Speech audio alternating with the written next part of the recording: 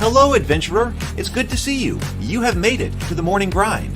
Welcome, welcome. It's the live stream at the beginning of the Geekverse, where we talk about all types of topics in geekdom, gaming, and fantasy, with an emphasis on being constructive and creating the things that we want to exist in the world. It's all on the grind, Sizemore. Can't be too fine, can't be too coarse. That's exactly right. There are a lot of adventures to be had today. Dungeons to explore and monsters to slay, and who knows what a random encounter might send our way. That's why we have to prepare, so settle in now for the morning grind with your favorite beverage in hand. Tea? Or maybe something a little stronger. I've got a few bottles of the old Wynyard left. Whatever you want. Pull up a chair. Dude. If you're feeling fancy, how about a cappuccino? Or a frappuccino? Or how about an espresso? Just tea, thank you. Sounds good to me, Gandalf. Whatever you want. I'm just glad you're here. Everyone is welcome. You can just watch if you want. You don't have to worship anything you don't want to worship. Thank you, Mike. But be forewarned. Sometimes we get really strange characters around here. Wait, what's that you say? Why can't you come and be a part of the stream? My wife would disown me. Oh no, I bet she'll be fine with it. Come on in. Am I scared for my safety? No. What are we supposed to do? Everybody do the secret handshake.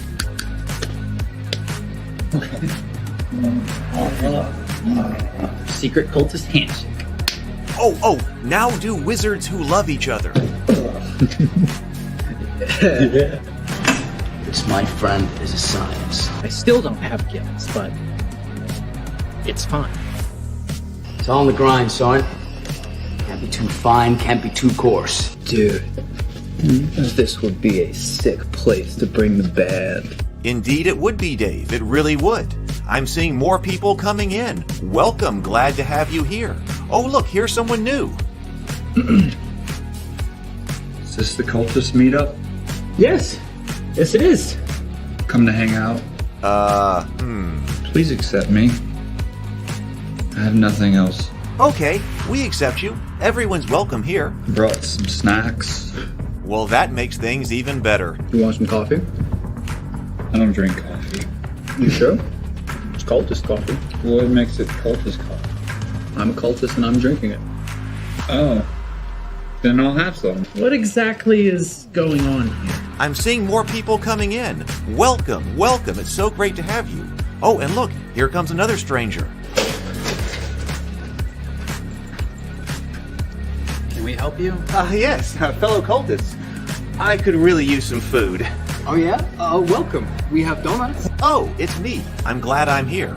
I'm sure you have a few questions for me, though. What's your name? Who do you work for? What god do you worship? Great questions, Rob. I'm Steve King, and I worship Nyarlathotep. No, not really. I'm just Heath, and I won't be worshiping anything this morning.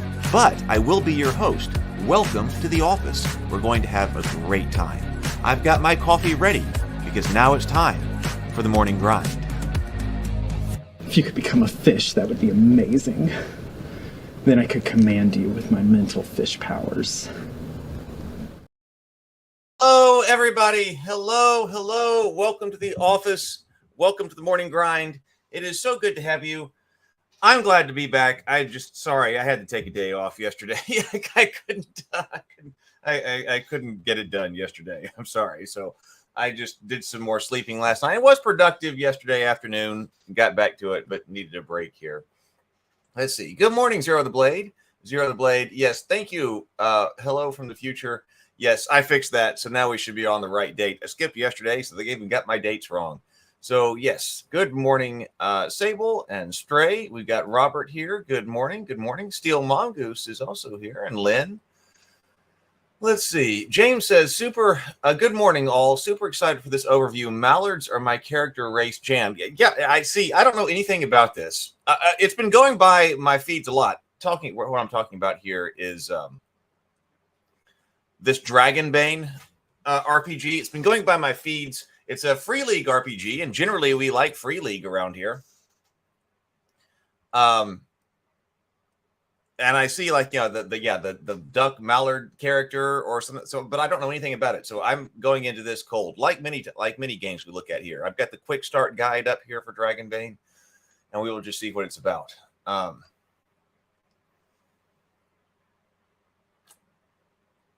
Oh, hi, Coil. Hi, Coil. Good to see you. Wonderful. Well, I'm so glad to have you here. Here's to you, Coil. We do a sip for somebody's first time in the chat right here. Hey, Coil. Nathaniel also coming in. Good morning. Let's do our breathe and sip, and then I'll give some links here. So let's take excuse me. Let's take 2 deep breaths, deep inhales, complete exhales, and then take a sip of your favorite beverage this morning. I've got my iced coffee this morning again. So here we go. Breathe in, 2 deep breaths.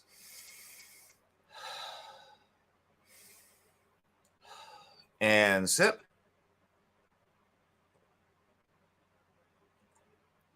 And there we go.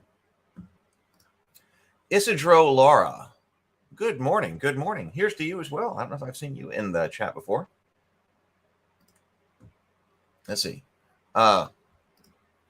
James says Free League has slowly become one of my top 3 publishers, maybe even top 2. Paizo and Chaosium are the other 2. Oh, yeah. If you're new here, here's the Ravenkeep Discord. Thank you for posting that, Stray. I have been in major reorganization mode over here, like major reorganization mode. I was expecting reorganization to take about, I don't know, 2 days. I was thinking, you know what? I think we really need to do more reorganization and sort of branding of the YouTube videos and the channels and things like that. Because as I had mentioned, we did a lot of conversations about, like me and Brianna, about whether or not we should be putting more stuff on one channel or putting it over several channels. And at the time, we discussed that extensively. But at the time, we also didn't have very much material. And so we couldn't supply a whole bunch of different channels. But now I do. So I was planning on saying, hey, let me just spend a couple of days here and then reorganize my materials. And let's go back to the multi-channel kind of format. I'll spend a couple of days organizing all that. Well, I've spent about 2 weeks organizing that, and I'm still not done yet. So basically, everything else has kind of been on hold, especially like 10 days, week and a half, something like that for sure. Hardcore. Like all I've been doing is organizing videos because I've got over 1,000 videos over here that I've been going through, trying to figure out where stuff goes. And this is going to be a lot better. Ultimately, this is going to be a lot better because I'm having trouble organizing and figuring out what's going on with all 1,000 videos of mine. And so if I'm having trouble organizing it and getting it all sorted out like that, then I know other people, especially if they're coming in, are also going to have a difficult time finding all of this stuff. So now is a great time. I mean, I can just basically do it now because it's 1,000 videos. So it's been a lot to look at and then upload. And I don't have great internet here. I'm trying to get all of that done.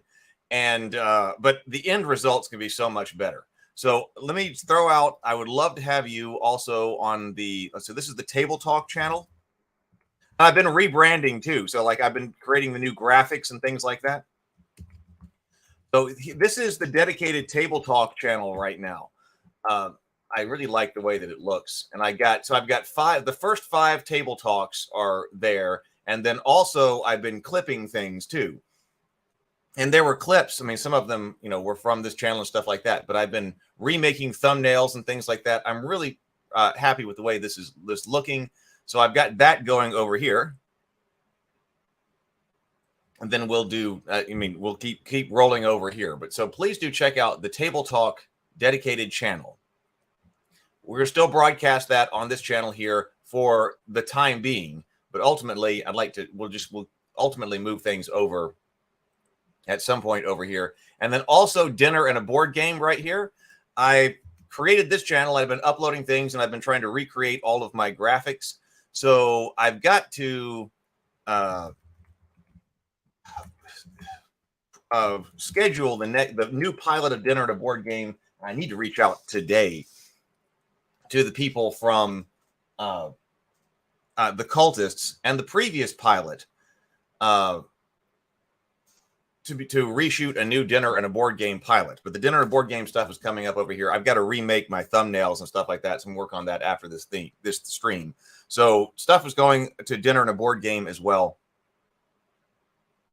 That's going to become the home for that. James, you're right. Yeah, I thought with all the Star Trek that we cover, it's both the original series font and the Next Generation font. Most of you probably know that, but I thought that was a great touch. Good morning, BGD. Robert says, either way, it'll be depending on the YouTube to dish out recommendations. The advantage of utilizing the already monetized channel is YouTube presumably then has an incentive to get more videos moving. Maybe. I mean, that's one of the disadvantages. I mean, there are advantages and disadvantages to all of this. I mean, absolutely are. Well, we'll talk about that later. But yeah, but it depends. I don't like being dependent upon algorithms and organic stuff anyway. I don't believe in it, but we can talk about that later when we're talking about like a dedicated business stream or something like that.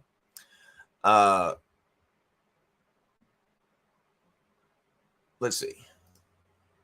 It is. Sable Finney says, great to see new names in the chat today. Today, live stream, tomorrow, the world. Absolutely. We're taking over the Geekverse here. We're taking over the Geekverse. And yes, ravenkeep.net, please check that out as well. And here, okay, so the other thing I want to say is we're going to do like an open house for the gaming tavern. But like I said, once all these things get moving, where's my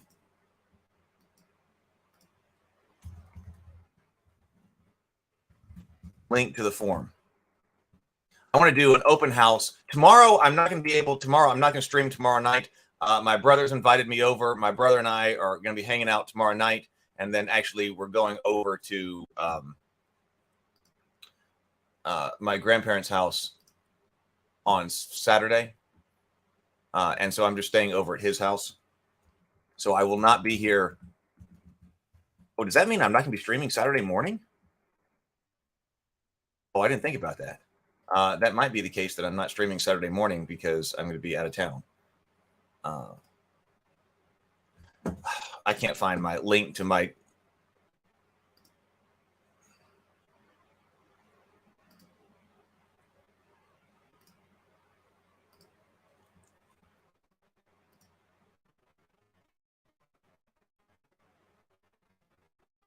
Here. So I'm doing a live stream, and I might not be doing a Saturday live stream. Well, whatever. I can't get to my link. Google's not letting me in. All right. Anyway,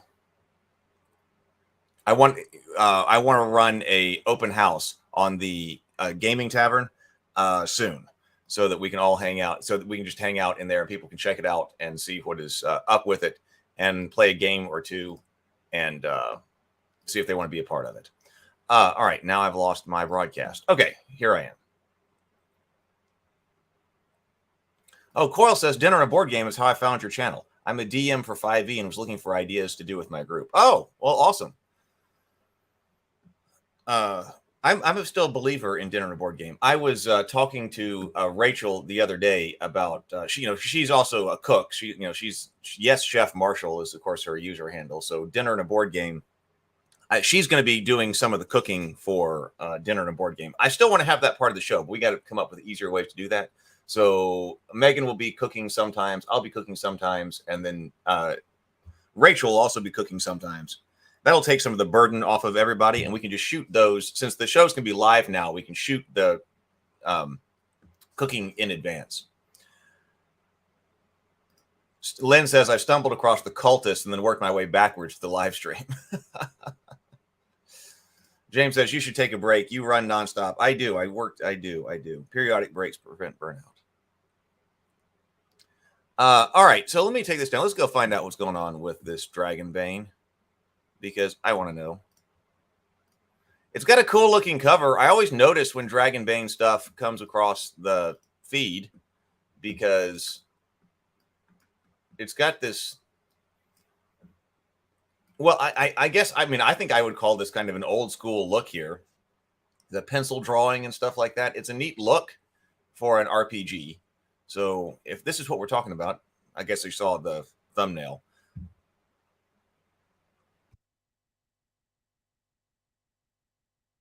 Excuse me.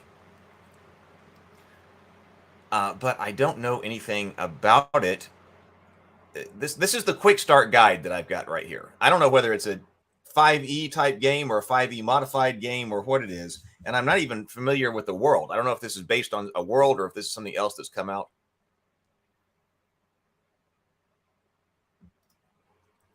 It says, welcome to the quick start guide for the Dragonbane RPG. This PDF contains a condensed version of the core rules as well as pre-generated player characters and the adventure riddle mound ready to play. Okay, all players except one portray characters. Okay, game master. We've got multiple polyhedral dice. All right, we know how that works. Units of time. Rounds. A round is 10 seconds. Okay, this is a bit different. We have round, stretch, and shift. Round is a unit of time. See, round 10 seconds. Stretch is 15 minutes. Shift 6 hours.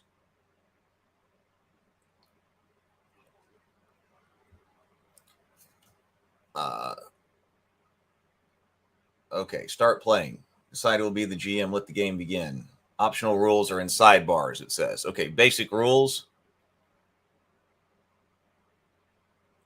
There are 6 playable kin in Dragonbane. Human, halfling, dwarf, elf, mallard, and wolfkin. Okay, so does anybody know if this is based on an existing IP? Are we supposed to, or are there stories out in the Dragonbane world, or is this something that was created fresh? I don't know. Here's the mallard. So we do have human, halfling, dwarf, elf, mallard, and wolfkin. But I don't know if those come from someplace or if this is just something cool that we are doing here in this RPG. Each kin has an innate ability that no other kin can learn. Mallards have 2. The pre-generated characters at the end of this PDF all have their innate abilities described. In most cases, using such abilities requires willpower points. Page 5. Oh, Coil's going to get into HeroQuest. Got our first game we played to take a break from 5e was Betrayal at the House on the Hill. Looking forward to purchase HeroQuest.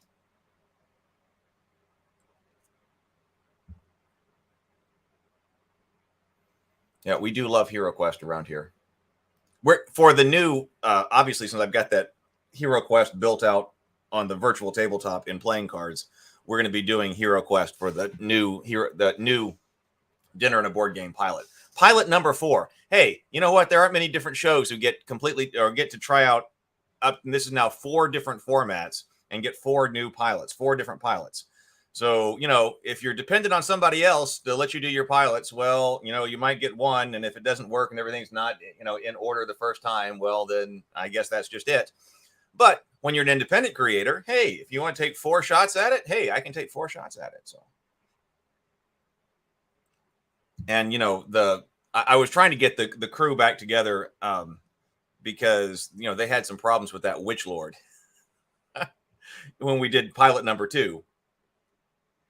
So so they need, that crew needs a shot at that Witch Lord. All right, profession. All the players are adventurers, but you have learned a thing or two before the game begins. A range of professions are described in the full Dragonbane core rules. Okay. So we don't get any professions here? Do we have character sheets in here? Okay, let's go to a character sheet. So this is Archmaester Odahan. Kin, human, age, old, profession, mage, elementalist. So profession, mage, elementalist. Weakness, faint-hearted. You always stay at the back of the group. Skills, as we got our strength, constitution, agility, intelligence, wisdom, willpower, and will. Is that W-I-L? Maybe that's willpower. So strength, constitution, agility, intelligence, willpower, and charisma looks like we've got. So we've substituted a dexterity for agility, and it looks like willpower is now, or wisdom is now willpower, kind of looks like. But we got basically the 5e or classic D&D stats here, so we know what direction we're going. Appearance over here: exhausted, sickly, dazed, angry, scared, and disheartened. It sounds like maybe these are conditions. Maybe each one, it looks like each one associated with a different attribute. Damage bonus for strength, damage bonus, agility, movement, speed, ability, and spells. We've got skills here. Skills are based off of stats, looks like. We've got weapon skill, though, which is something new. We got, let's see, acrobatics, awareness, bartering, beast lore. So this is a little bit different here. Weapon skills, we do have weapon skills. Those have lower numbers, but then again, this is a mage here. Gold, silver, secondary skills. A memento, that might come into inventory and memento.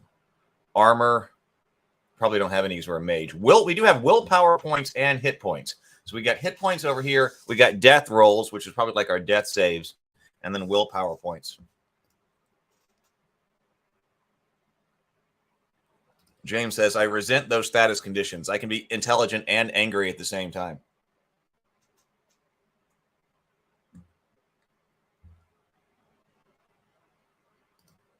Zero the Blade says, could be fun if the Knights got to play on dinner and a board game night.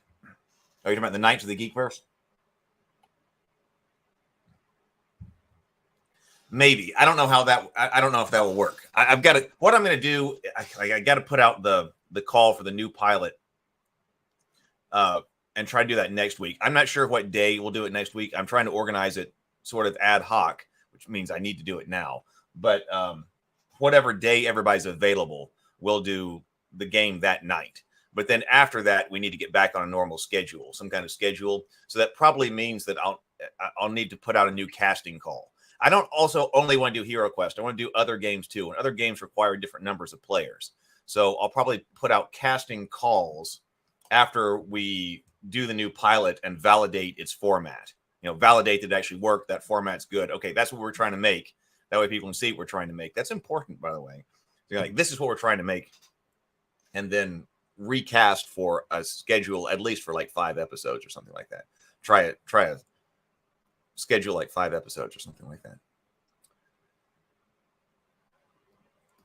I heard that. You know, I never thought about that, but I did hear that the blue in the old D&D books was so people couldn't scan and print them or photocopy them, right?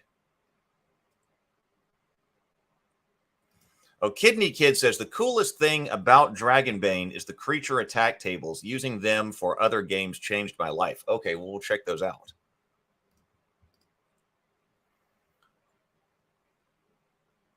So, okay, so now this is here also Archmaester Adahan. He says, adaptive willpower. Wait, is this a... no, abilities and spells. Adaptive, fireball, pillar, gust of wind, heat, chill, puff of smoke, ignite. Kind of seems like a Gandalf type. So adaptive is willpower 3. When rolling for a skill, you can choose to make this roll using another skill of your choice. You must be able to justify how you use the selected skill instead of the normal one. The GM has the final word, but should be lenient. Magic, willpower points varies. A wizard, you can use magic. Read more about magic on page 23 of the Quick Start PDF. This is a hunter. Let's look at one that's not a mage, just real quick. So this is an adult elf hunter. Damage bonus strength. Oh, we got D4. No, that's interesting. Okay, so I'm glad we looked at this. Here we do have a character with damage bonuses here for strength and agility. Strength bonus is a D4, and then a damage bonus agility is D6. Much faster movement over here. Abilities and spells are inner piece and twin shot. We do also have higher weapon skills over here. We might be rolling under. Could this be a roll under kind of system with a D20? Like this hunter has got 14 in bows. Presumably they're pretty good with bows. So this person's wearing armor, leather armor, and so has an armor rating of 1. Okay, we also have helmet over here. Armor and helmet. Looks like no helmet. Bane. Okay, somebody was talking about Banes and Boons. I remember seeing that in the chat. So armor, Bane on sneaking, evade, acrobatics. It looks like they're not checked, so maybe it's not on, but it does have looks like the ability for that. Helmet would be a Bane on awareness and ranged attacks potentially. Longbow, grip, two-handed, one-handed, range. We got 113 damage, D12, D8.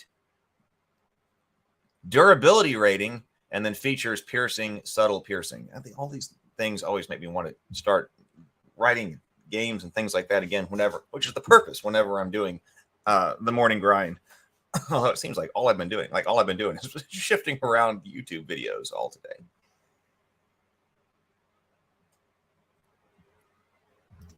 All right. Inner peace, willpower points. No willpower points. As an elf, you can meditate deeply during a stretch rest. During a stretch rest, we saw that a stretch is a unit of time. That looks like during a stretch rest. The elf is over there, but not like physically stretching, although that seems like something the elf would be doing. Meditate deeply during like doing yoga or something over there during a stretch rest. You heal an additional D6 HP and D6 willpower points. WPs, I'm sure that's what that is. And you can recover from one additional condition. You are completely unresponsive during your meditation and cannot be awakened. Twin shot, willpower points 3. By activating its ability when attacking with a bow, you shoot 2 arrows instead of 1. Roll just once to hit with a bane. Damage is rolled separately.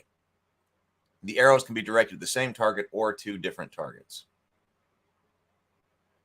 All right, I think that gives us an idea of what...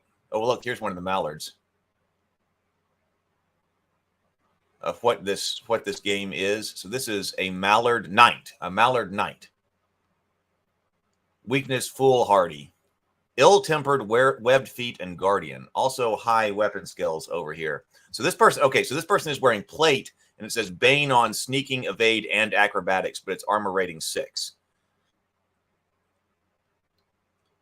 So we said that we got more, if you're playing a Mallard, you get more of the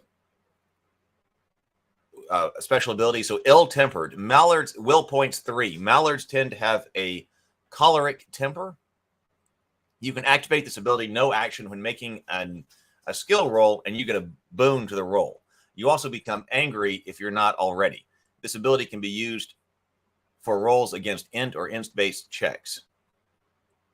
Okay, you activate this to get a boon to the roll, but you become angry on int-based checks. Oh, no, its ability cannot be used. Cannot be used for rolls on int or int-based checks. Makes sense. Get angry and do something with strength. Webbed feet, willpower points. As a Mallard, you get a boon to all swimming rolls. You always move at full speed in or underwater. Well, unless you're wearing these Sabatons right here, if you're wearing these Sabatons with your full plate armor, kind of, I guess there's webbed feet under these Sabatons. And then Guardian, willpower points 2. You do not hesitate to take a hit to protect your friends. You and your other players' characters are both within 2 meters of the same enemy, and the enemy tries to attack the other character. You can activate this ability to force the enemy to attack you instead. Using this ability cannot be done out of turn, and it does not count as an action. Oh, can be done out of turn and does not count as an action. Maybe typically you have like one racial ability and one profession ability or something like that. So that's that's what we're looking at as far as characters go, what we're trying to do. Gives us an idea of some of the professions here.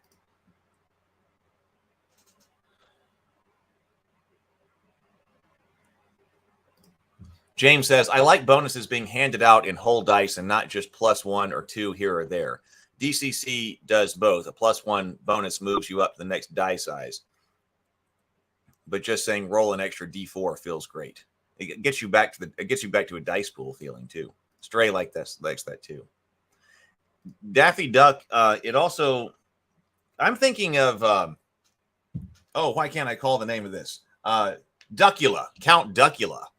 That's what I was thinking of when I saw this. Remember, there was the cartoon about the duck who was a vampire, but he was like a vegetarian vampire.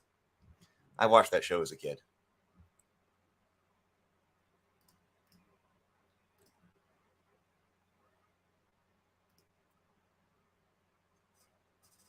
Okay, attributes. Your adventure has 6 base attributes that indicate your basic physical and mental capabilities on a scale of 3 to 18. The higher the score, the better.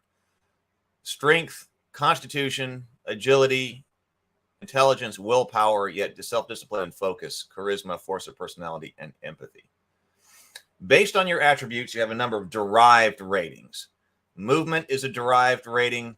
Damage bonus is derived. Your damage bonuses increases the damage inflicted with your attacks. You have 2 separate damage bonuses, one for strength-based weapons and one for agility-based weapons. Hit points. This rating determines how much damage you can take. Your maximum number of HP is equal to your con. Willpower points. Willpower points are used for magic as well as innate and heroic abilities. Your maximum number of WP is equal to your will. Skills. Skills represent knowledge and abilities you have acquired during or prior to your life as an adventurer. They are important as they determine how effectively you can perform certain actions in the game. Your skills are measured by skill level on a range from 1 to 18. The higher, the better. Okay, we thought that higher must be better. Weakness is saying is an optional rule here. Your character is capable of a capable individual risking their life and limb for honor, gold, and adventure. Yet even an adventurer has a weakness as an Achilles heel that can get you into trouble. You can roll or choose from the table below or choose your weaknesses freely. Your weaknesses add depth and personality to your character. It can also be used by the GM to create challenges for them. This is described in full game rules. Okay. Heroic abilities. Oh, Mutant Year Zero also has a duck, too, from another Free League publication. Oh, and Darkwing. Yeah, so Count Duckula, but also Darkwing Duck. I watched that, but not as much. But yeah, Darkwing. That also is what this is like. But Darkwing kept a pretty cool head. Batteries now. There's a batteries not included. That's a movie we should watch sometime. That's been a long time. That's a lesser known. I mean, that's Spielberg, right? But one of his lesser known films. Heroic abilities are special abilities that give you a specific advantage and benefits during the game. The pre-generated characters in the back of this PDF have 1 heroic ability each, except for the mage, who instead wields magic. So maybe you've got abilities from your kin, they were calling, instead of race, instead of your benefits from your kin, but then also maybe the other one is just a heroic ability that you get to choose or something. Gear. You must write down all the items you are carrying on your character sheet. Any weapons at hand, as well as those armor and shields you're wearing, are listed in their respective boxes, as well as other items are recorded in inventory. Write down 1 item per row. If it's not listed on your sheet, you do not have it with you. It's taking a hard line with equipment here. Memento. So here's what this works with. In addition to your other equipment, you can have a memento, an item of great sentimental value that you always carry with you. A memento is always a tiny item with no practical use, but once per gaming session, you can use your memento to recover an additional condition during your stretch rest. Your stretch rest again.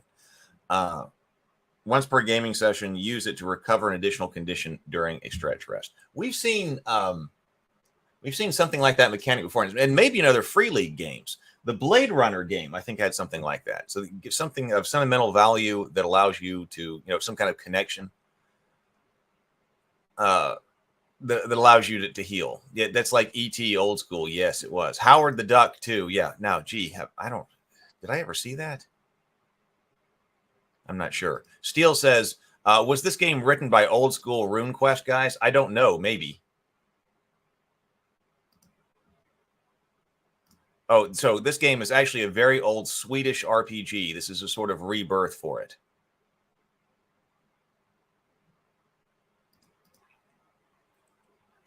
Encumbrance. You can carry a number of items equal to half your strength. I guess this is why you have to write things down, because your strength box is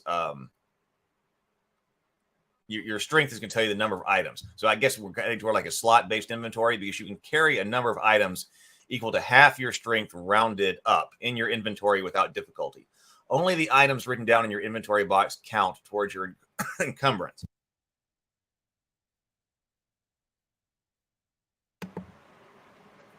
Weapons at hand. You can have up to 3 weapons at hand, which means they are worn on your belt or otherwise readily available to use in combat. Weapons kept at hand are recorded under weapons on the character sheet and do not count towards your encumbrance. Shields count as weapons and are also recorded here.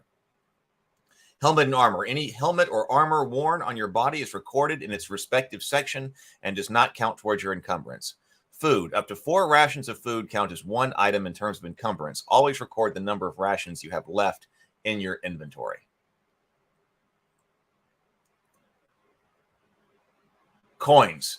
Called out here. Monetary transactions are generally made with silver coins. Copper coins are used for smaller transactions and gold for larger ones. 10 copper coins equal 1 silver, and 10 silver coins equals 1 gold. The coins you get when creating your character can be used to purchase additional starting gear.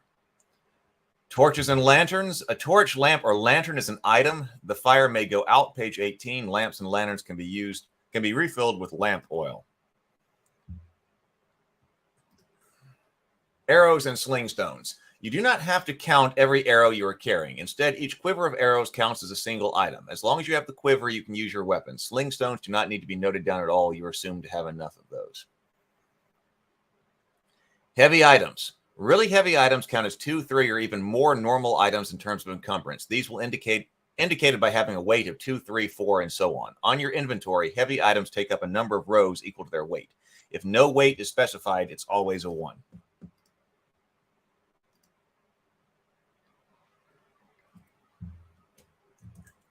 Let me make note of something I have to do.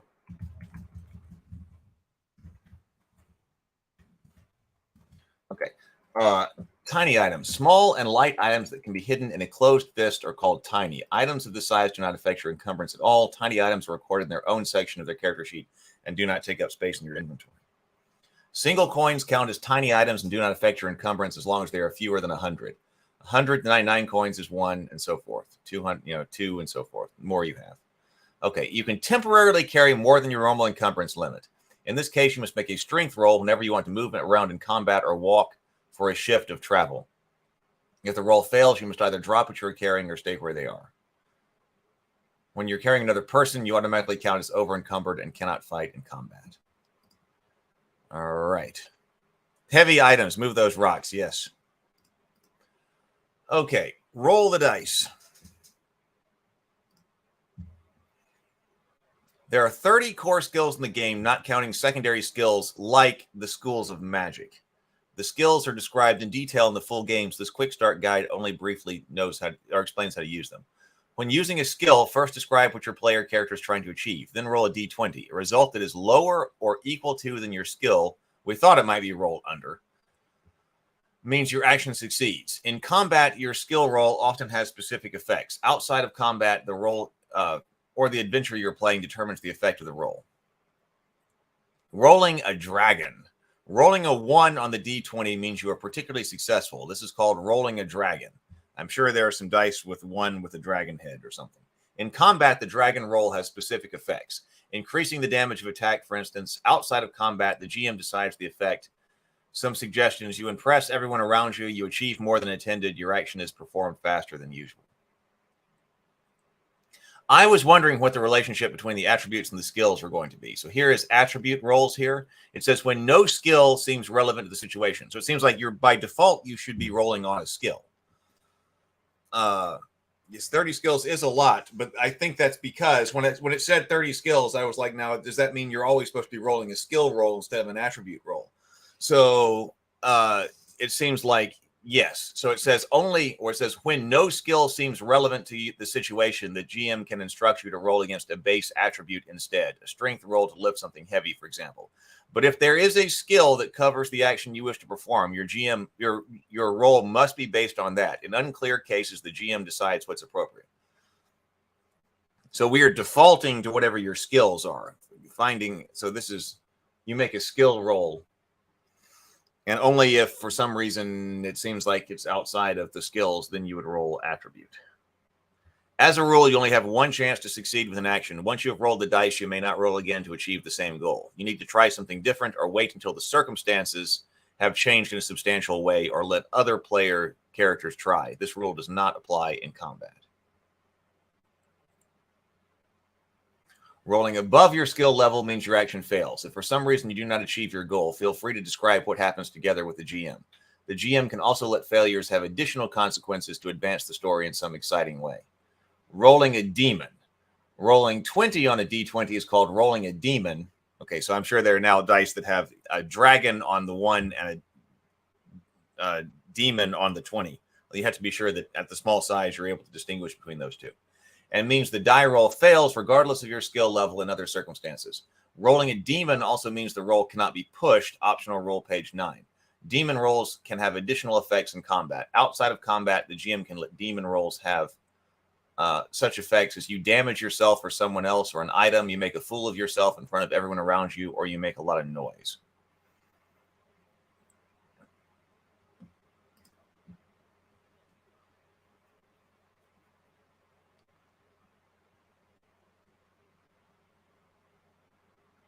The dice are neat. Oh, so they do have, I figured they had to.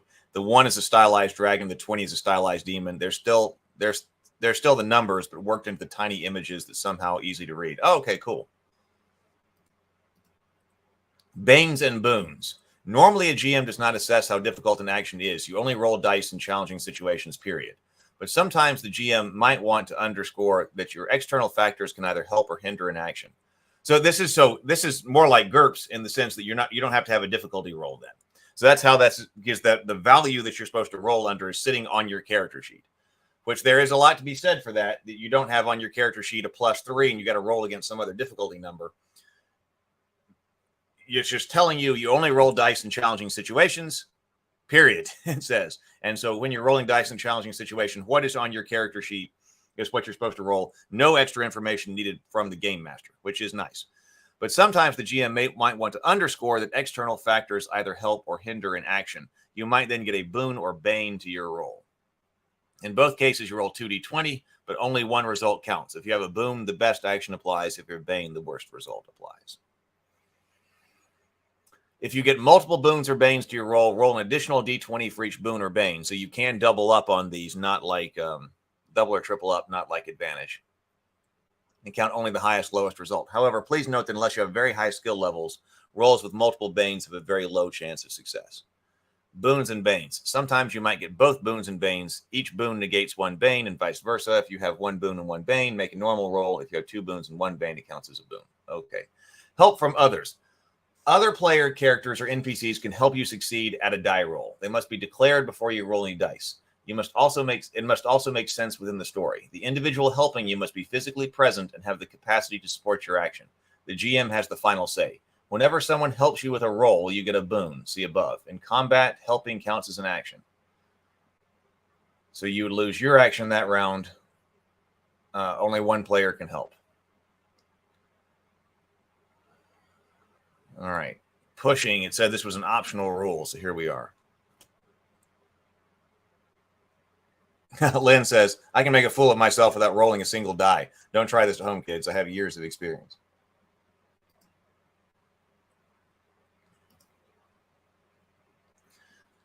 Isn't this something else that appears in Free League stuff?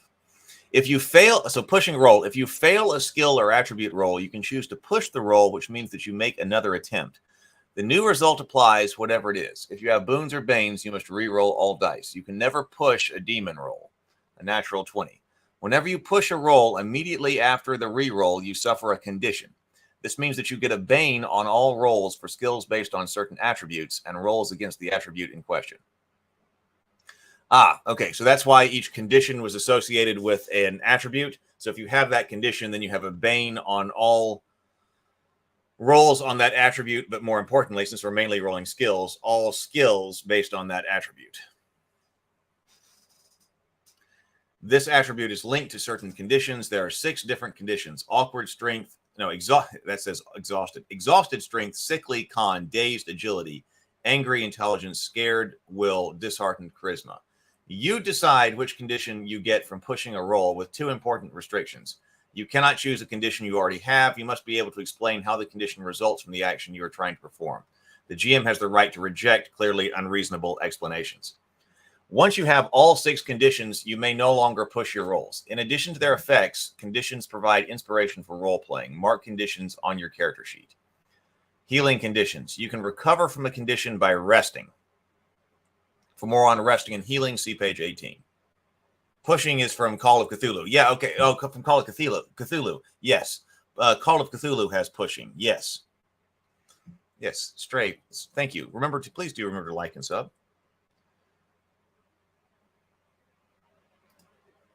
Stray says, I love pushing a roll, mostly when my players fail a push in Call of Cthulhu. It's a fantastic mechanic, James says. We got to get this done, but we suffer some kind of consequence.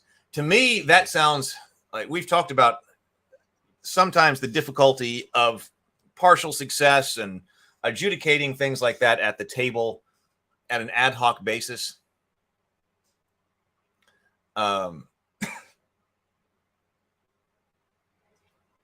We've talked about that. But this allows you to, okay, we failed here. This had a little bit of partial success outside of combat. It seemed like it was kind of free form and have the GM make rulings. But if you fail, okay, we really need that to succeed. I'm going to try again at a consequence, and you know what that consequence is.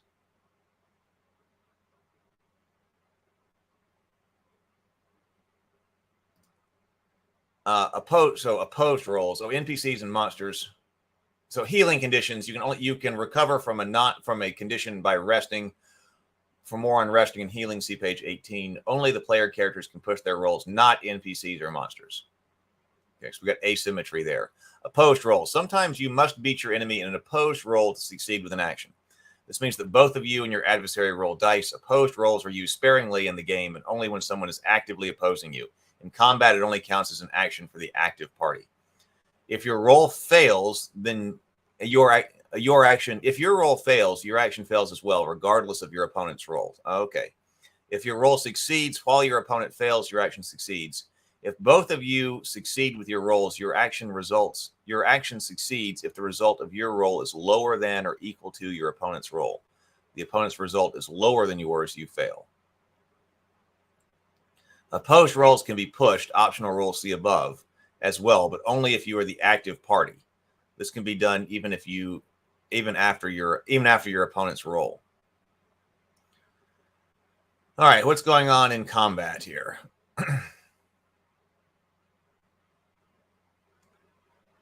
This says, life as an adventurer is hard and often violent. In Dragonbane, you can run into wild beasts, malicious raiders, and demonic monsters.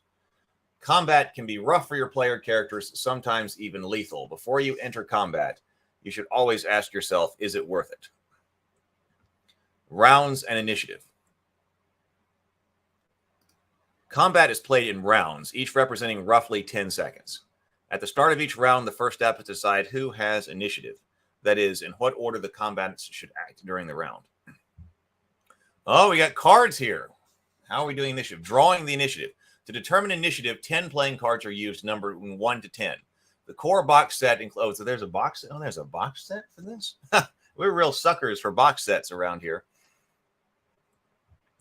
I didn't know there was a core box set. The core box set includes a custom card for this purpose, but normal playing cards work fine. Just count the ace as 1. Each player taking part in the conflict, voluntarily or otherwise, draws a random card at the beginning of each round. And the GM draws cards for the NPCs. This is called drawing the initiative. The number of cards determines the order in which you act this round. Number 1 acts first, number 2 acts second, and so forth until everyone is acted. Your place in initiative order is called your turn. Place the initiative card by your character sheet so everyone can see the order in which each person acts. The GM puts their card or cards in front of them. When all participants have had their turn, the round is over and the new round begins by drawing initiative again. Initiative for NPCs. To make things simple, particularly in large battles, the GM can draw a single initiative card for a group of NPCs. All NPCs in that group act on the same turn in the round. The order among them is decided by the GM.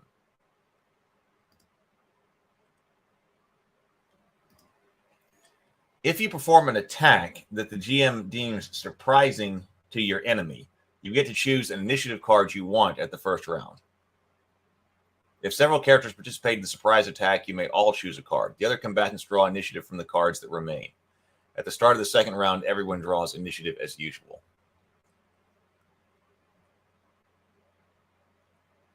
On your turn in the round, you can choose to wait. This means that you swap initiative cards and therefore places in the initiative order with another creature whose turn comes after you. You can swap cards with another player character as well as NPCs, or a group of NPCs, and they cannot refuse the trade. However, you cannot swap initiative cards with anyone who has already had their turn, or who themselves chose to wait earlier in the round. Monsters often have multiple turns in a single round and therefore draw multiple initiative cards. In that case, you decide which card you want as long as it comes after yours in the current turn. Monsters themselves never choose to wait. Monsters never choose to wait.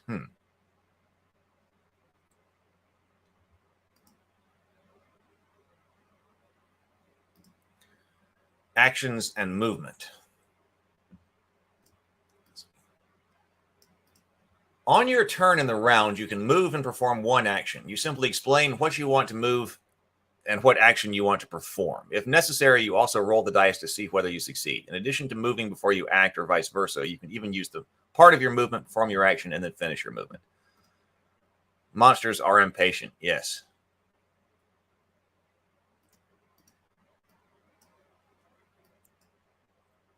Actions.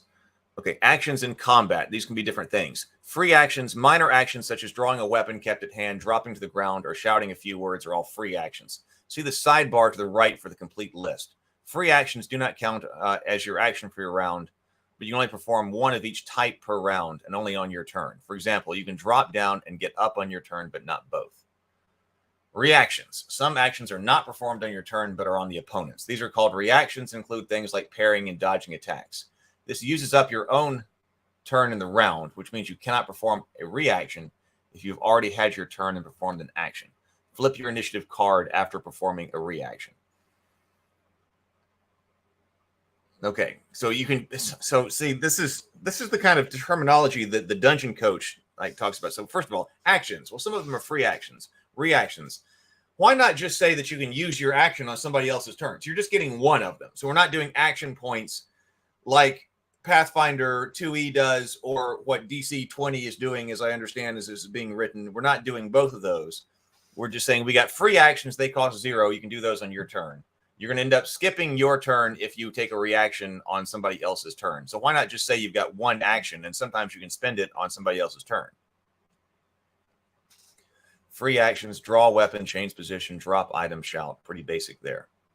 Actions. An action in combat can be many different things, but the most common ones are summarized below. Rules for these actions can be found later. Okay, lots of different potential actions. Dash, doubling movement, melee attack, ranged attack, parry. Both melee and ranged attacks can be parried, but the latter requires a shield. Parrying is a reaction that takes place outside of your turn and replaces your regular action in the round. Dodge, pick up item, equip, unequip armor, helmet, first aid, rally. That's you can persuade other player characters at 0 HP to rally and keep fighting. Break down door. Doors can take a certain amount of damage before they break down. Pick lock, use item, activate ability, cast spell, helping, round rest. You rest and recover D6 WP. This can only be done once per shift. Lots of potential actions then. I do too. Lynn says, I like the dungeon coach's idea about the action economy. I think where he's going with that definitely improves upon, I think, the Pathfinder. That basically, instead of like with Pathfinder, instead of having you got three action points. You know, you've got three actions in Pathfinder, but really it's like 3 action points, and then different actions that you're going to take can take between 1 and 3 action of those action points in Pathfinder. Plus, you get a reaction in Pathfinder. But basically, the dungeon coach is just saying, okay, then what you do is you just get 4 action points across an entire round, and you can use those action points anytime you're going around the table. So if you want to spend them on reactions, if there's something that happens and you need to react, look at how many action points you've got and you can spend them. If your turn comes around and you've used up all of your action points, oh, well, no problem. You used it all in reactions as it was going around the table. But then at the end of a round, you get all of your action points back. So whether you use them on your turn or as your actions, or you use them in the context of reactions, it'll work. Hey, Michael. I watched Blood and Doom review yesterday. I hope it was good. They've got a lot of material. They did a lot of material. Okay. Dash, movement actions, dash, stand, crouch, leaping, doors. Enemies, it says you cannot move past a standing enemy who wants to stop you. A humanoid creature of human size can block an area of roughly 2 by 2 meters. Monsters can block larger areas. To move past an enemy who is blocking the way, you must first bring it to the ground, or reduce HP to 0. Friendly individuals can be passed without a problem. That's like Hero Quest. Who can move through who? Once you've had your turn, you can flip your initiative card face down to make it clear to you and everybody else that you've acted. This means you cannot perform any reactions, such as parrying an attack later in the round. Free attack. If you are standing within 2 meters of an enemy and they move away from that enemy, you must make an evade roll. The roll does not count as an action, but if it fails, the enemy immediately gets to perform an additional melee attack against you, a free attack. The free attack does not count as an action and can neither be parried or dodged. Note that a free attack is triggered even if you start your movement at a distance but pass by an enemy. Moving around an enemy does not trigger a free attack so long as you stay within 2 meters. Sneak attack. Sneaking attack, ambush. A special kind of sneak attack is called an ambush. Make an awareness roll to spot the ambush the other player does, with a Bane if the attackers are well prepared. Grid maps are a useful tool in combat as they can still be used to keep track of where everyone is. Such a map is included in the adventure The Ritter Mound at the end of this quick start. Each square on the map represents an area of 2 by 2 meters. The map also contains doors, walls, and such. As a rule, each square on the map can only be occupied by one person at a time. It's possible to pass through a square where a friendly combatant is positioned. Diagonal movement and attacks are allowed, but not if both squares you want to pass through are blocked or occupied with hostile opponents. Melee. All right, let's look at melee. We got melee, we got ranged, conditions, healing, and resting. All right, let's just go up here to melee then.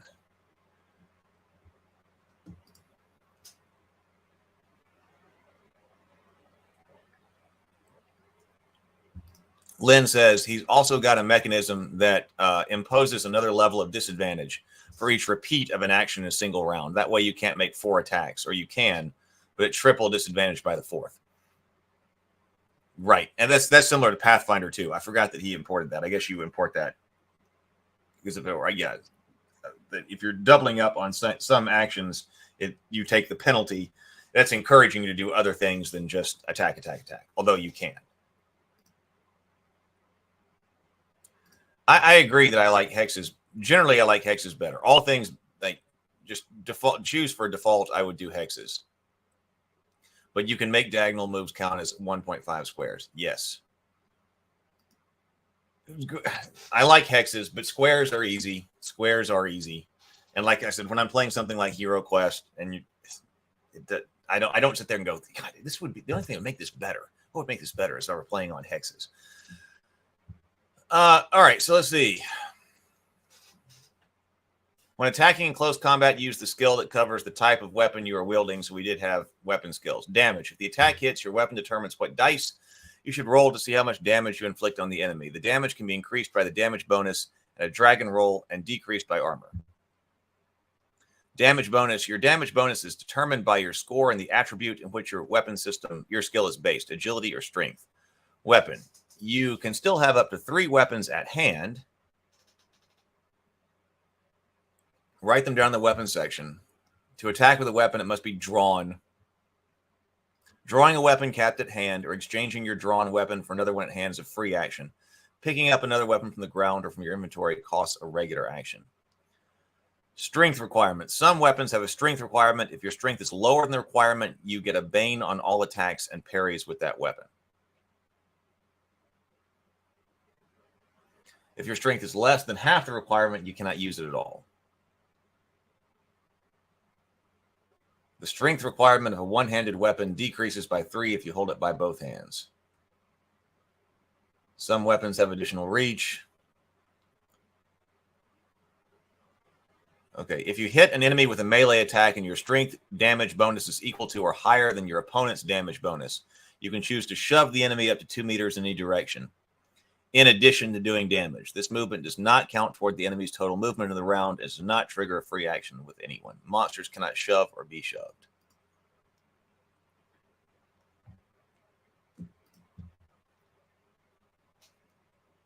There are 3 types of damage: slashing, piercing, and bludgeoning.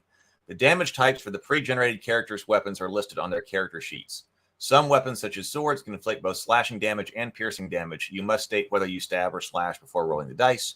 The damage type influences the effectiveness of armor, and monsters can be resistant to certain types of damage.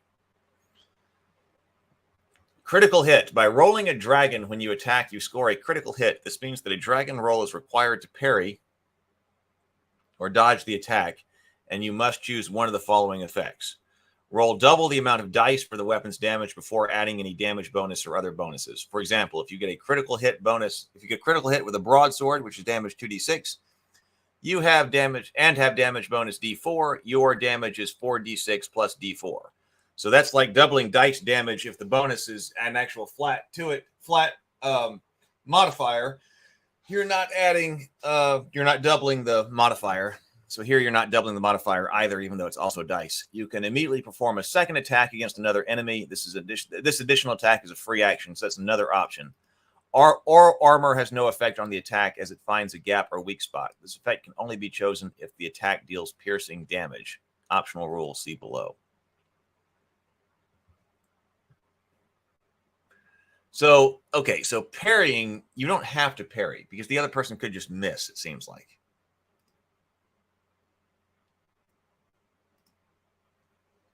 Parrying. When hit by an attack in close combat, you can choose to parry the attack with a drawn weapon or shield. Note that you cannot draw a weapon to parry, as free actions can only be performed on your turn. You must declare that you're going to parry before the attacker rolls damage. Before the attacker rolls damage. Before the attacker rolls damage. You cannot parry unarmed. So you can see if the guy hit you to see if you want to parry. So this is more active than...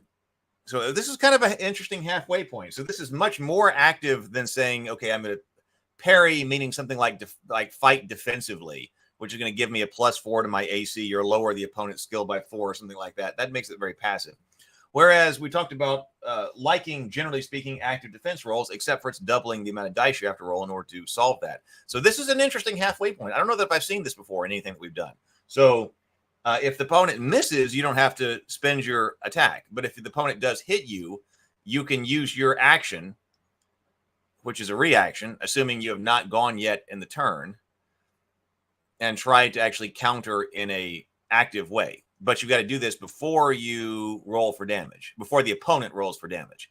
You cannot parry unarmed. It is impossible to both dodge and parry the same attack.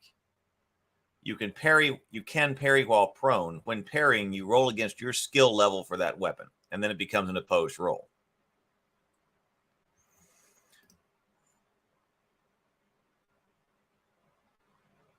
Sable Phoenix says, I'm running my current 5E with movement points rather than 5-foot blocks. Medium characters get 12 movement points, and moving cardinal directions cost 2 MP, and moving diagonal costs 3. It does make sense.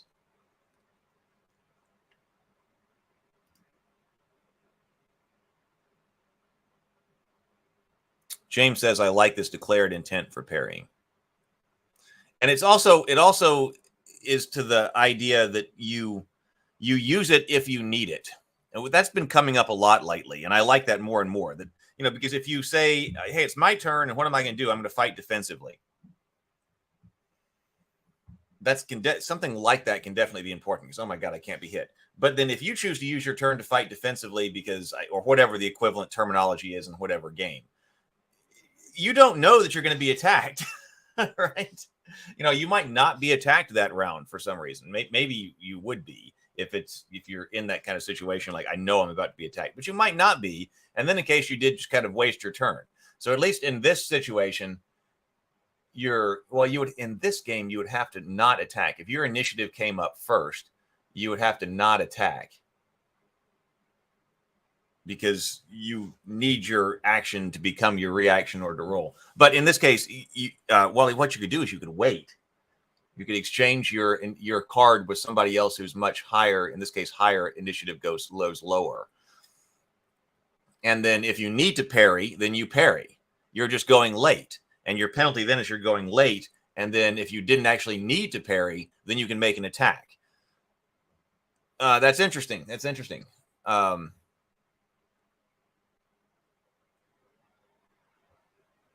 like having things happen when you need it. And if you don't need it, not being penalized from a game perspective.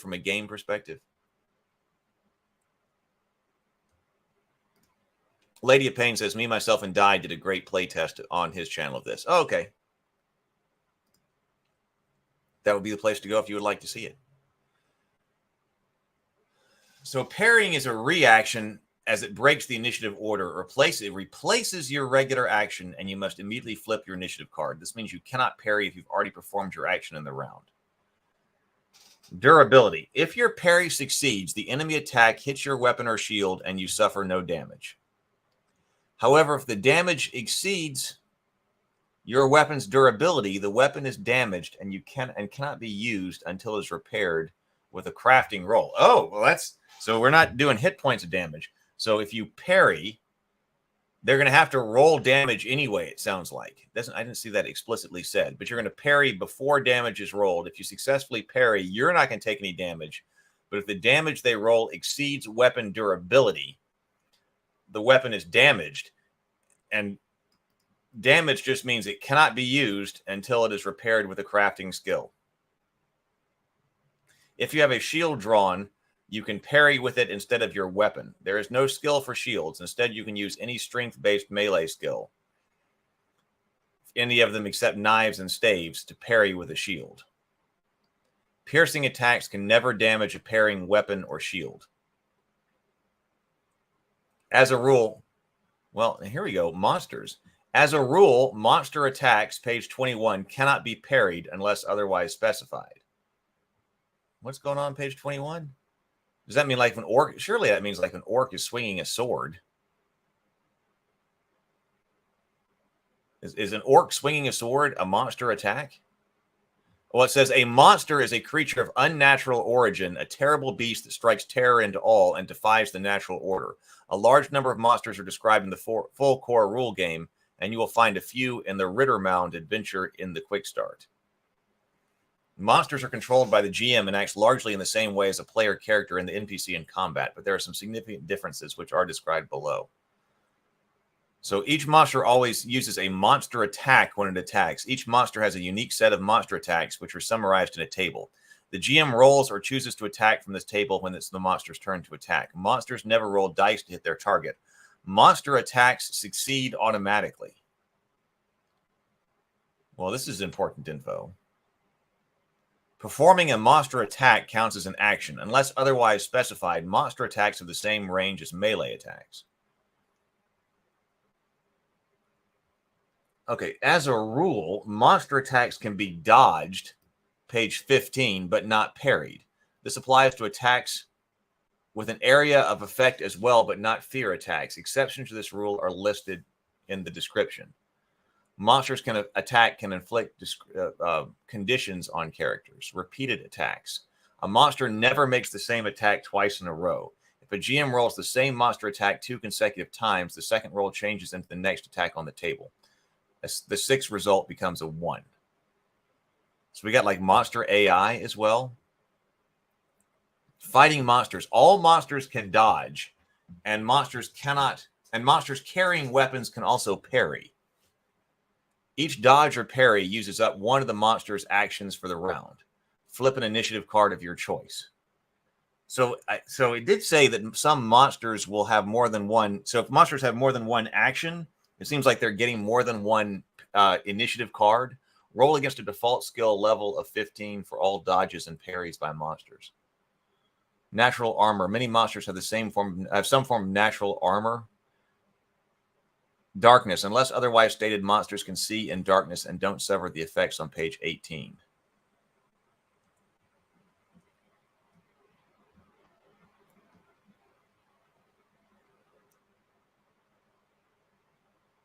So dodging. We got lots of comments coming in. Let me go over dodging so we understand the difference. I'll take a look at the comments. Dodging. As an alternative to parrying, you can try to dodge when hit by an attack. You cannot parry and dodge the same attack. You must choose one or the other. You can dodge while prone. You can dodge while prone. You must declare that you are dodging before your opponent rolls for damage. Roll for evade. On success, you evade the attack and take no damage. On a failure, you are hit by the attack. Dodging is a reaction like parrying and requires that you have not already performed your action in the round. Once you have dodged, your activation in the round is spent, and you must flip your initiative card. Now, at least we talked about doubling up the number of dice rolls with active defense, but this is also taking care of that by saying that, well, if you're basically spending your die roll, the game's going to go faster. The round is still going to go fast, about the same number of dice rolls, because if you use yours to parry rather than attack or dodge rather than attack, you're not also going to be attacking later in that round. So it is taking a bit. If somebody else chooses to respond to an attack, it's going to take a little bit longer to resolve that particular attack. But then that player is going to skip their turn when their initiative comes up. And if they've already gone, then they're not going to be able to do this anyway. So that may come out as a wash in the end. Movement. On a successful dodge, you may, if you want to, move up to 2 meters in any direction. This movement does not trigger free attacks from anyone. As a rule, monster attacks can be dodged unless otherwise specified. Okay, so our rule is that monsters generally cannot be parried, but they can generally be dodged. I do like this. I wish more games had something like this. Hackmaster has pushback. I want to incorporate that into, especially if it's a grid-based game.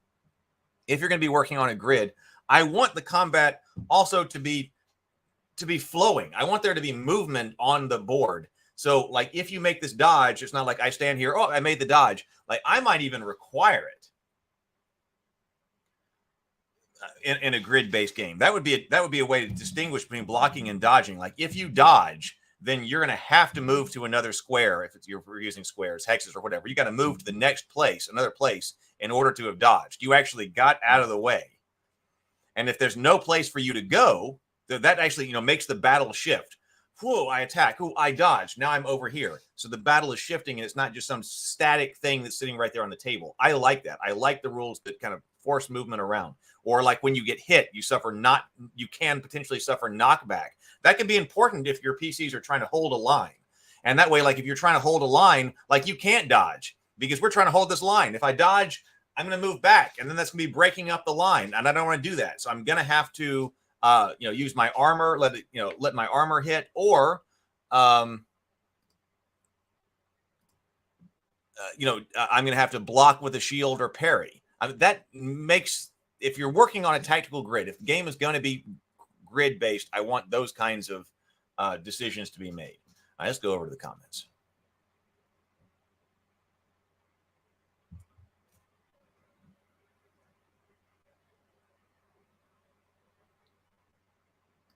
Yeah, on block grids, I make every other diagonal space 10 feet instead of 5. Yeah. We played a lot like that.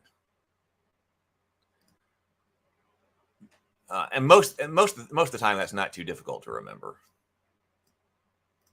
Sable Phoenix says, also, if you're a small character, you can use that extra single movement point that you usually have at the end of your turn to raise your AC by 1. Small characters in 3E had an AC size bonus.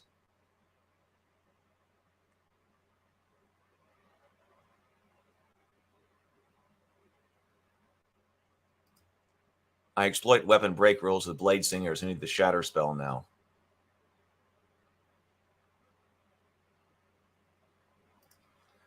Sable Phoenix says, I also make certain weapons half reach, like a dagger can only attack in cardinal directions, but a longsword can attack adjacent diagonals, like Hero Quest. Where I like the system, Sable. On a grid-based system, the grids are easy, and if you do something like that, I'm gonna think a lot more about that.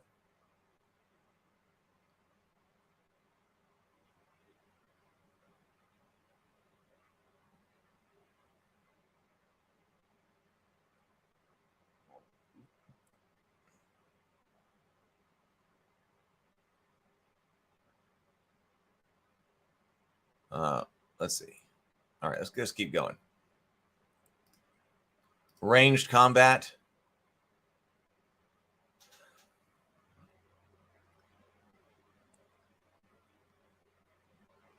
To use a ranged weapon, it first must be drawn free, like in a melee.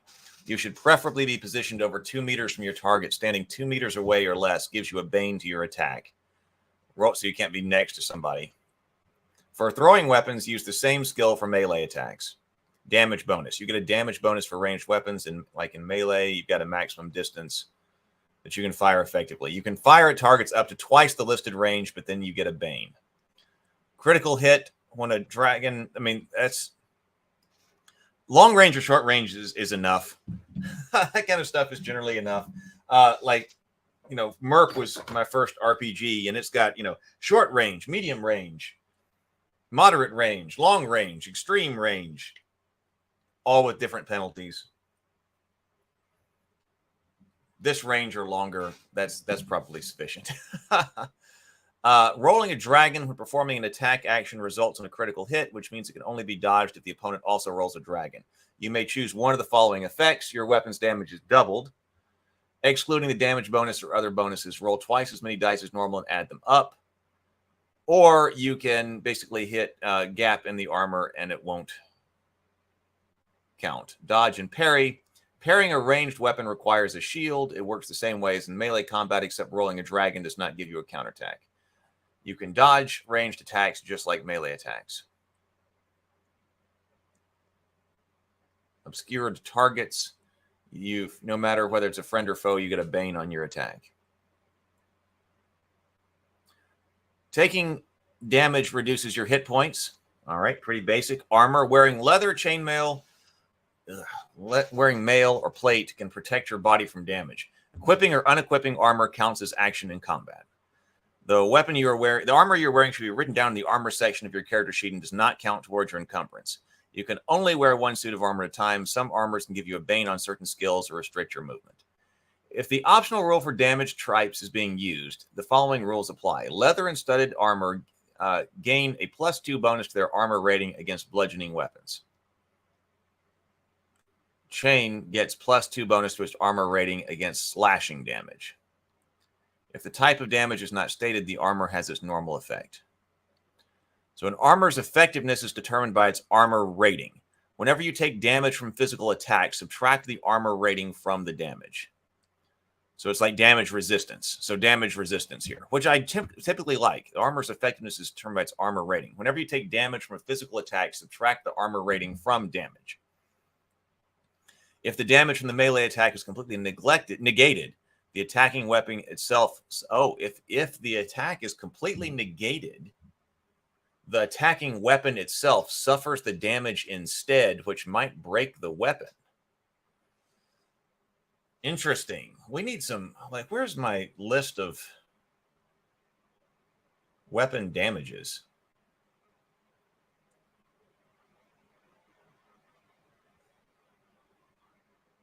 I don't see a weapon list. We got some weapons on the character sheets. So the knife has D8 damage and durability 3. Leather is armor 1. So that means that, like, if I rolled... So if I've got the knife and I roll 4 damage, what type of armor might negate... like plate. Okay, so that means that if I've got the knife and I roll 4 on the damage roll, the plate is going to resist the knife. Those 4 points are put back on the knife. The knife only has a durability of 3, so the knife breaks. That's interesting. That's interesting. What do we think about that?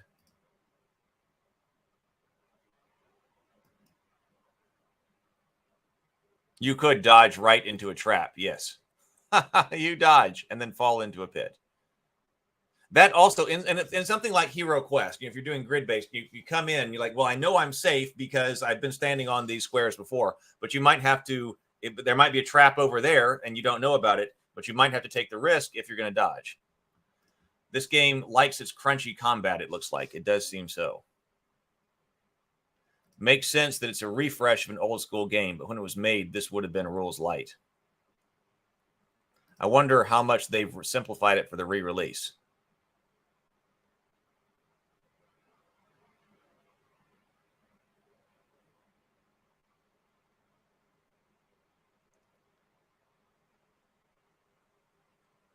We like the the combination of weapons and armor. I like that too. Right. If you're going to have damage types, then the type of armor ought to affect it. Lacerating weapons are easiest to counter in real life. Even the Gambison pretty much negates it. Piercing is the hardest to counter, but sometimes you just need good old hammer to smash the plate armor. Yeah, like 5th edition is the worst situation because you've got damage types that basically never mean anything. That's another thing that's in 5th edition. There's so many things like that. It's like, hey, you want to have damage types, don't you? Yeah. Okay, well, they're here. Okay, what do they do? Oh, not much. So, yeah, it's an argument to have fewer types of damage types. Now, one of the things I like about GURPS is GURPS damage type matters. GURPS damage type matters quite a bit. Here, if you're going to have interaction between armor and weapons, it also needs to be simple, like 30 different damage types and 30 different types of armor, something like that. I think simplifying that's better. Let's see. Where were we?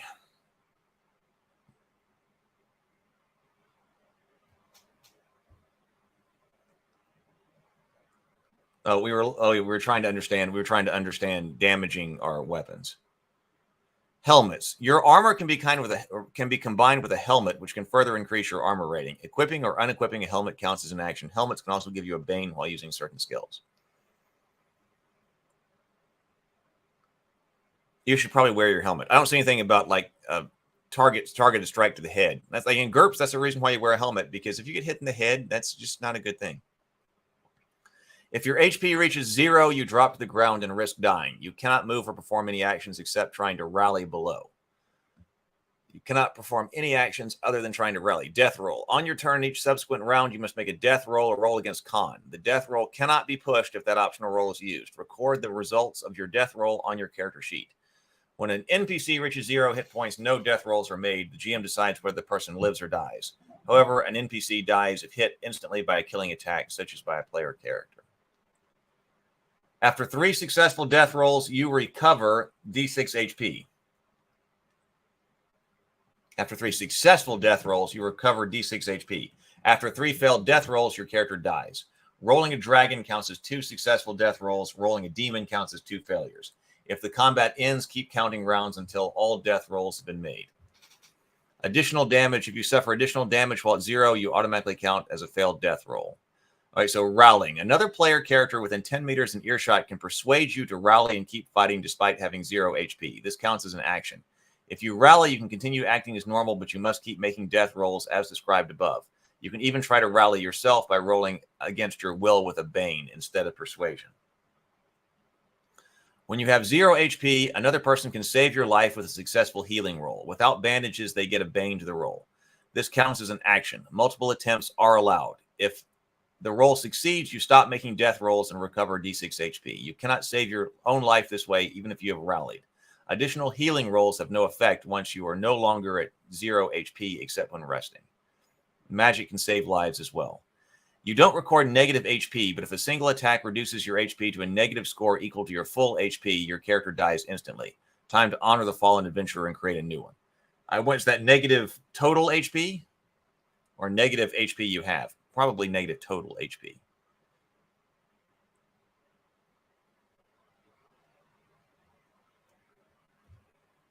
Conditions. I think we basically covered that. If you suffer a condition you already have, you must choose another condition. If you have all 6 conditions, you lose D6 WP willpower points if you suffer another condition. If you're out of willpower, you instead lose 1 D6 HP.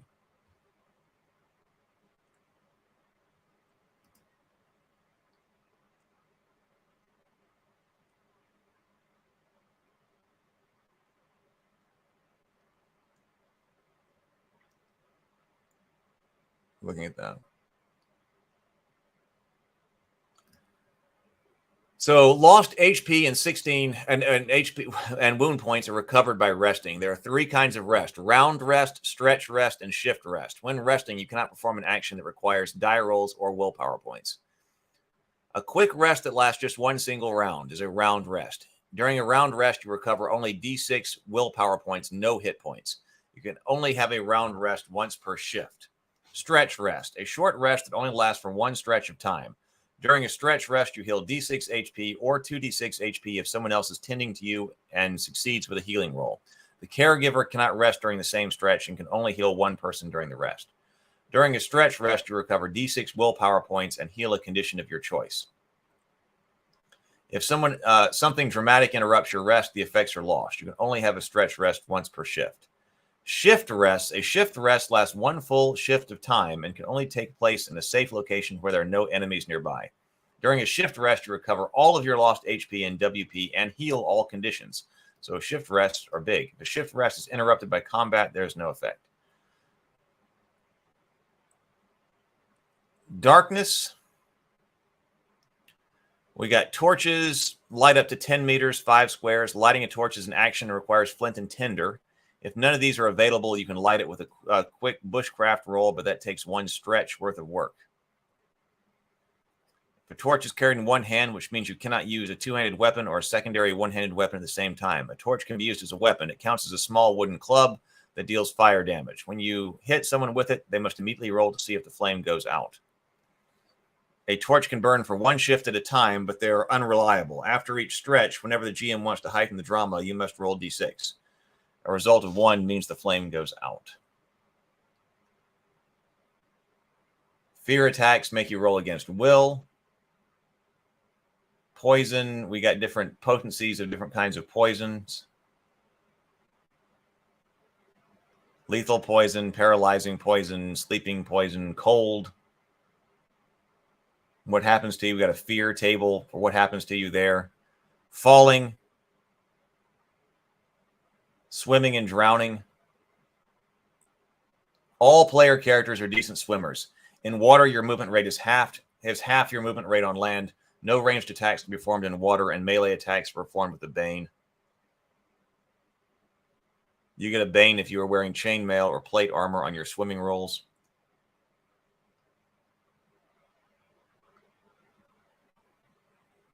And then we get into monsters, which we did look at monster attacks already and tried to understand them. Okay, magic.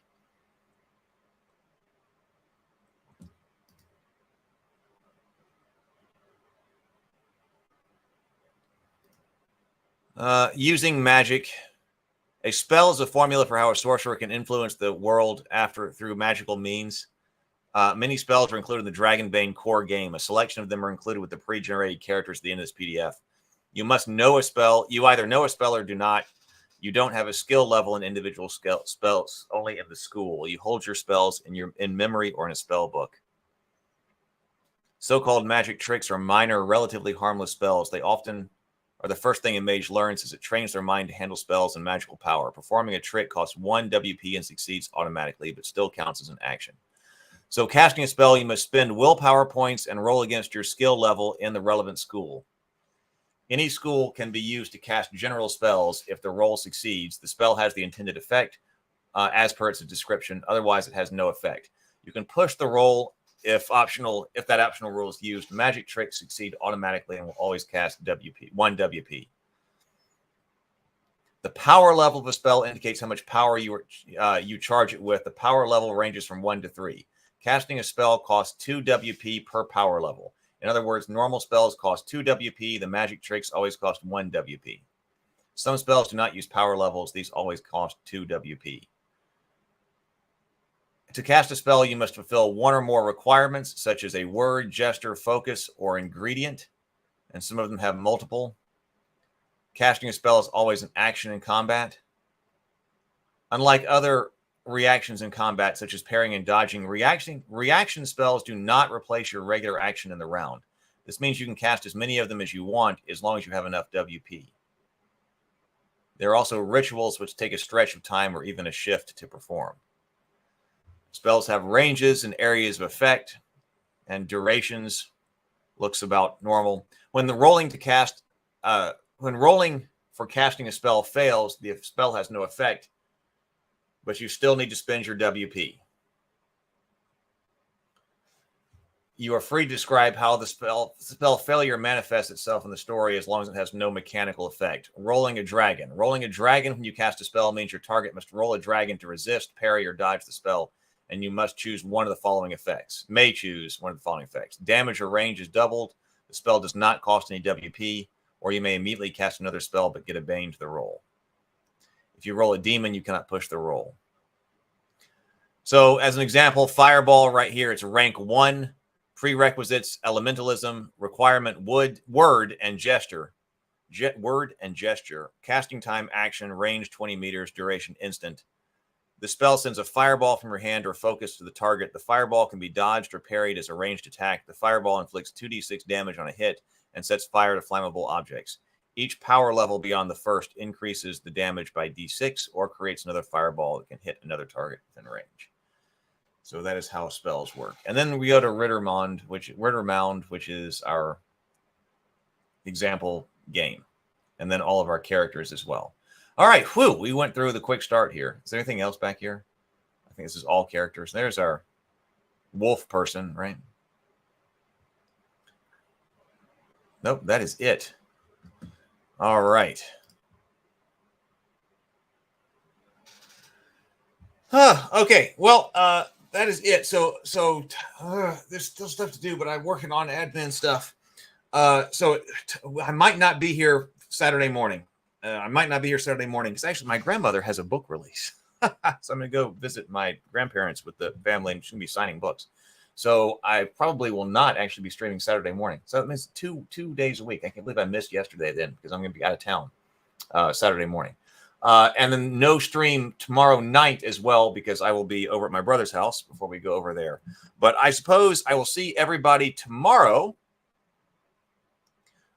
Seems like a crunchified 5e.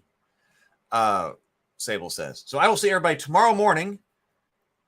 Be creative, be constructive, and grind on. Later.